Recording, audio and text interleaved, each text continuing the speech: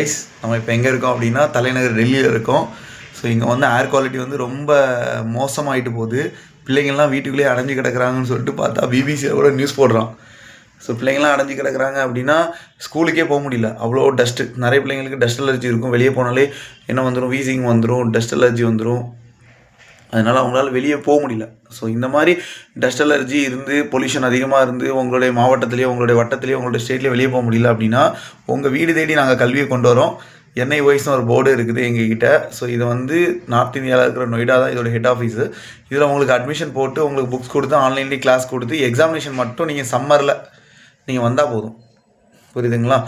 மற்ற நேரம்லாம் நீங்கள் வீட்டில் உட்காந்தே படிச்சிக்கலாம். 1-to-1 கிளாஸஸும் அவைலபிள் இருக்குது, குரூப் கிளாஸும் அவைலபிள் இருக்குது. 1-to மெனியும் இருக்குது, 1-to-1 இருக்குது.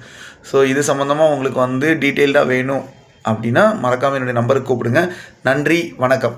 நிறைய பேருக்கு வந்து பார்த்திங்கன்னா இந்த கொரியன் படத்தில் வர ஹீரோயின் மாதிரி வந்து யார் ஹீரோ யார் இல்லைன்னே தெரியாத மாதிரி CBSனா என்ன NISனா என்னன்னே தெரியல. ஸோ அது பற்றியும் உங்களுக்கு நிறைய தகவல் வேணும் அப்படின்னா மறக்காமல் என்னை கூப்பிடுங்க. CBSக்கும் NISக்குள்ள டிஃப்ரென்ஸ் என்ன அப்படின்னு சொல்லிட்டு. ஸோ நன்றி, வணக்கம்.